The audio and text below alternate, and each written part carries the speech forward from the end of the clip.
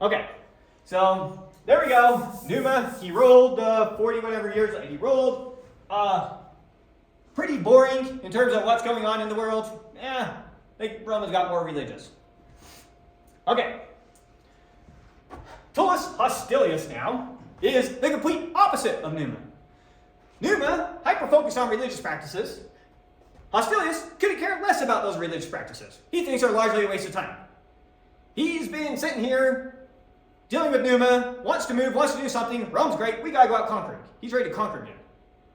Now, I briefly mentioned that Hostilius was the name of a famous soldier when they were fighting the Sabines back in Romulus's day. That same Hostilius was this guy's grandpa. So he's a descendant of a great warrior, and he wants Rome to go back to a warrior-type culture. So here we've now got our third king of Rome, and when Numa died, voting the next king, nothing to suggest it took very long. Seems like it was a pretty quick process. Is he... Same process though, right? Same process. Is he Sabine? Sabine? I think he is Latin, but I'm honestly not sure. Like, do they go back and forth? Oh, is it? Same. Yeah. As the time goes forward, the distinction largely becomes irrelevant. And they're just all Romans now. Yeah, because they're so integrated. But I think he was a Latin. He has to be a Latin. Sorry. If I would have thought for 5 seconds. His grandpa fought against the Sabines. Oh, yeah. Okay, so if we stop and think for a second, we can answer our questions. So, yes, he was a Latin. Pretty sure. Or his dad was very backwards in war. What about the mom? Well, the moms would be Sabine. Yeah, but we follow the dad's bloodlines, typically. Okay, so he reorients Rome back to war.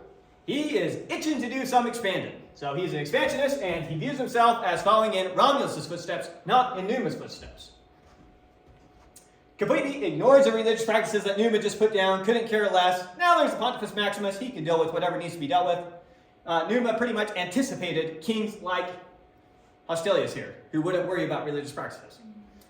Okay, so we're going to see him do a bunch of conquering, and we'll go into the conquest that he has. But late in his life, Rome gets hit with a plague, and he gets the plague. And at that point, he flips a 180. Rather than ignoring every single religious practice, the guy becomes susceptible to every little bit of mysticism out there. And so he flips a complete 180 on it when he gets the plague, trying to do anything and everything he can to get rid of the plague and save the city from the plague. Convinced that he somehow dissatisfied the gods with the way that he lived his life. Becomes super superstitious.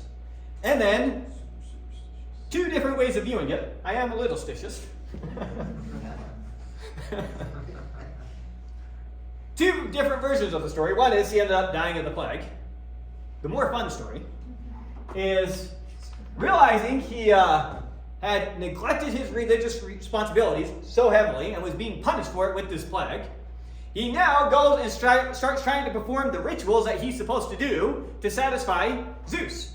But he does it in such a sloppy way, and just in the wrong way. He ends up just irritating Zeus with this practice. And so, there he goes. Taken out with a lightning bolt. So, I leave it to you to choose which of those is more likely. I'm a lightning kind of guy. Okay, ruled for 32 years, and then we'll go into some of the more detailed military exploits, but any high-level questions about it? Just give me a bird's eye view of them real quick. No? You look like you were really thinking about it. I did. Okay, so like I said, when he comes and he's now the head of Rome, he's looking to expand, looking for an excuse for war. It just so happens that the Latins, with their head at Alba Longa, not sure where it would be on this map, there's the lake, so Alba Longa would be somewhere right there. Remember, Alba Longa is the capital of the Latins. Don't get confused now when the Romans fight the Latins. The Romans were just a selection, a sub-portion of the Latins. So a Latin tribe and a Sabine tribe and some other tribe that we don't know about came together to form the Romans. So we'll talk about Romans fighting Latins. Don't get confused by that. Is that lake on top of a hill or a mountain? Other way. It's in a valley. Right? The lighter is lower. Well, oh no, you're right. Sorry, I was looking at that backwards for a second. Could be elevated is what it looks like. Oh, duh. Yes. Because Alba Longa, they're in the Alban Hills or whatever it's referred to. Oh, that's right. So, again, if we stop and think, Yeah. we can answer our questions. Alba Longa, somehow it's Alba at the extended in the hills is what the etymology means. So there's roughly where it is. So the king of Alba Longa, he's looking to do some expanding. And who are we on?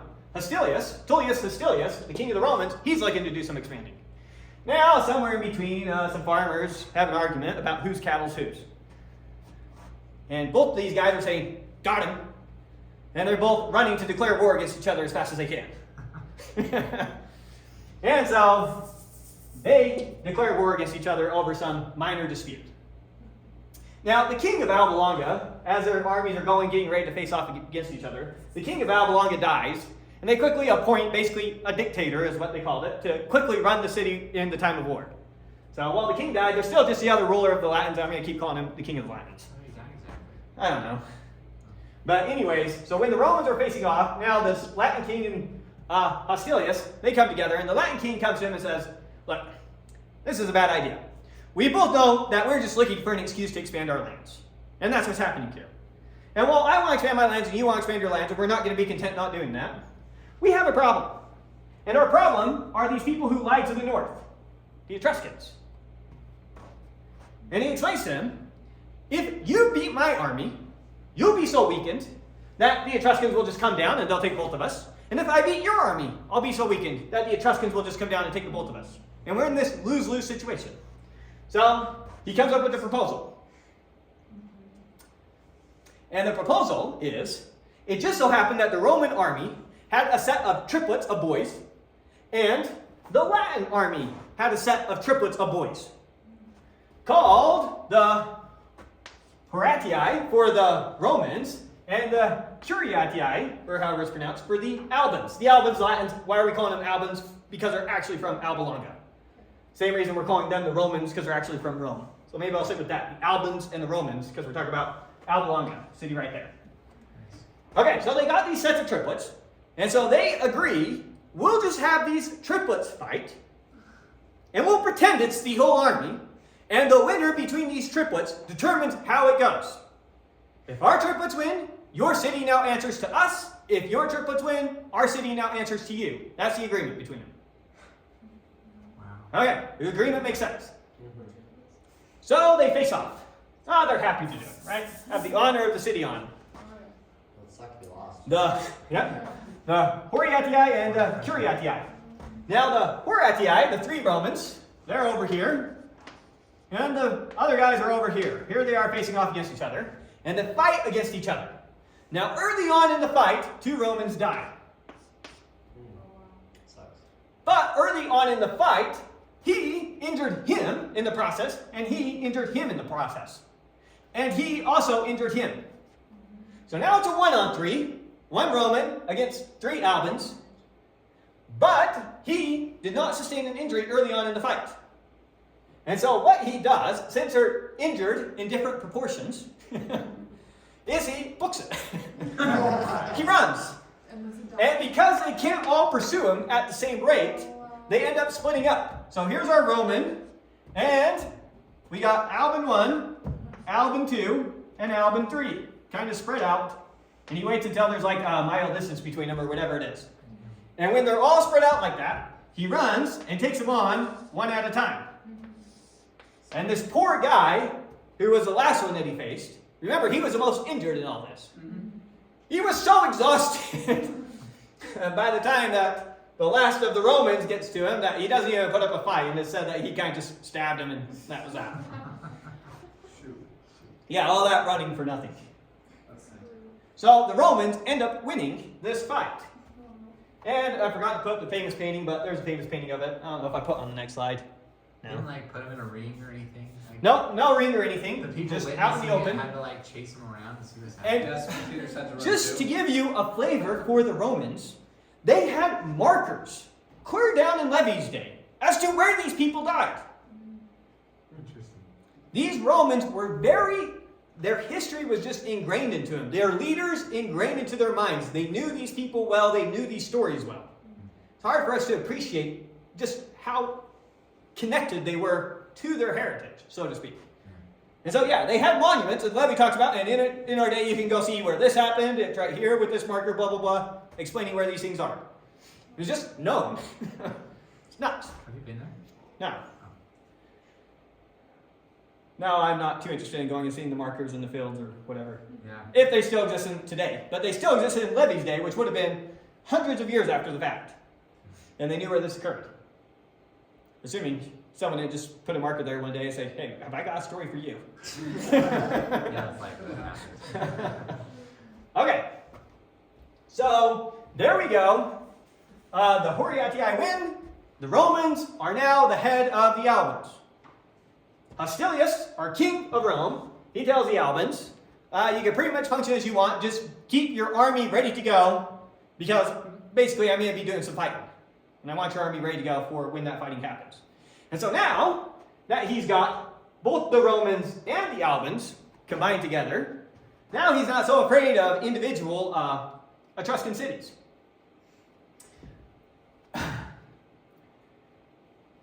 Let's see, right here.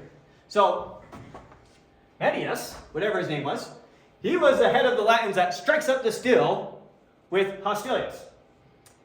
And he doesn't like that he lost. None of the Albans are happy that they lost. All of them are thinking, here we are losing our city and we never even lost a battle. That's not fair. And so he starts sending word to Finenae. Remember that was a city, an Etruscan city that Romulus captured. He starts telling them to rebel and encouraging them to rebel against the Romans and imploring B to help their sister city in this battle against the Romans. And it works. And Finenae decides to revolt. So Hostilius, the king of Rome, he's got to go deal with his rebelling town. Fortunately, he just got a new army to help him out. Nice. How's that going to work? So they go out on the battlefield. We got the Romans lined up right here. We got the Albans lined up right here. Next to each other, ready to fight. Over here, you had the people from Finenae. And then over here, you have the Viatians, the people from V, whatever they call themselves. Okay, so they line up to fight each other. And now, Mettis, when they're getting all lined up and ready to fight, he takes his army and marches off the field. Now remember, when do you lose an ancient battle? When your army is convinced that you can't win and you're trying to retreat. And as these guys are walking off the field, and the Romans, particularly the Romans on the flank, watching the guy that was supposed to be protecting him walking off the field, this is very devastating. Rome is ready to get destroyed here. Now Hostilius, the head of the Romans, when he sees some of the Romans saying, oh, what's going on? He basically tells them to quit being babies. He says, listen, I've sent them to go up around and attack from behind. This is part of the plan. Quit panicking, we're fine. Why doesn't he just turn on the Romans? His plan was to just join whichever side ends up winning. So that was his plan. I may just go sit it out, and whoever wins, I'll say, I was always on your side. And he's got his whole army. These guys are about to lose some army, so he's going to walk out the most powerful guy on the block. Right? Anyways, so that's what Hostilius tells them is happening. So the Romans thinking, well, okay, that's probably not a bad plan. He probably knows what he's doing. They stand their ground. Now the people from Finenae, remember that has now been a Latin colony. And so they know some Latin. And the Romans are all speaking Latin. And they hear what Hostilius just said. That those guys are coming around. And so they start freaking out. So as the fighting's going on and the Romans are holding out, they're all worried that there's a clock on this. That we've got to hurry up and win the battle, or else we're going to get taken from behind. And when the Romans hold their ground and don't give away like they should, the people from Finenae say, we're not waiting to see this take place. And so they start booking it off the field.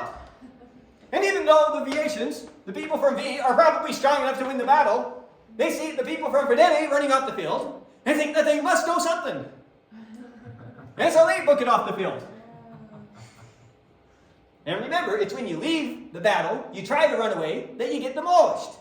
And so they take heavy losses, and they take heavy losses, And Rome, even though they stood there for a good amount of fighting, don't take very bad losses. And they actually come out of this okay. That's amazing. And so it turns out to be an awesome victory. And Hostilius is very happy about this victory that has just happened. He was smart. So he tells Mettis, Flying works happen. he tells Mettis, let's celebrate. This has been a great victory. We just beat both these armies. We reestablished our control of Finenae. We made sure that our biggest rival and the enemy took heavy losses. This is great. Wait, Let's hold on. celebrate. Are you telling me he actually believed that Mettis' army was going to flee? No, he made that up. He made Okay. it. He just saw the army leaving, knew what happens when his men get scared. He knows how ancient battles work, and he kept his men on the battlefield. Alright, I'll keep listening. Okay. Why would he just let them join back so easily? Yeah, he's going to celebrate with them. Put it behind us. So they decide to throw a big party. And they throw a big party, and both the armies are intermingling. Now, Hostilius has his loyal guard set up a perimeter around them all while they're doing their celebrations. In particular, he has some guys circle Mettis, the main bad guy. And then there comes a point in the celebrations where it's obvious that they're now surrounded and something fishy is going on, that he addresses them all. And he says, I want to make very clear what happened. He was not going around and helping us out. He betrayed us, and he ran off the battlefield. He broke his word to us after we had just made this deal. And he says, now talking to his own men, he says, don't be angry at the Albans. They were just following their general's orders. If I had told you to leave the battlefield, you would have followed me. So we're not going to take it out on the Albans because of what he chose to do. On the other hand, Mettis, it appears that your mind is split between who you're going to serve, and so your body should probably match. And so they tie up his limbs to different chariots and pull them apart. And that's his punishment. So Mettis is betrayed, they do a celebration, and end up executing him in the process. And then, after that, Hostilius decides it's stupid to have people who are joining you who are going to stay as their own separate city only to disobey you when push comes to shove. So he pretty much figures, you Albans, we gave you a chance. No, we're not going to let you be a separate city anymore. So they go, they destroy the city of Alba Longa, and they move the population into Rome, similar to what Romulus was doing before. Now, the Albans, they were a big group of people, so one of the things that they do is they go ahead and they absorb 100 of them, their most prominent families, into the Roman Senate, once again to integrate it. So we have 300. So now we have 300 senators.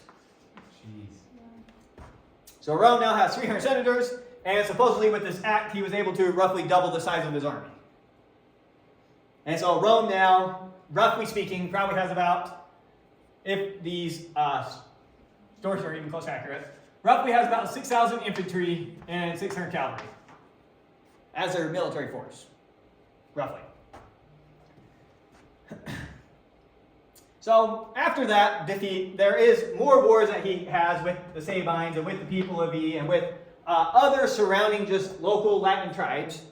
And he's successful in all those wars. He's a great military leader, ends up kind of pacifying the region, and that's the reign of Was he able Hostilius to Tullus. conquer Finenae?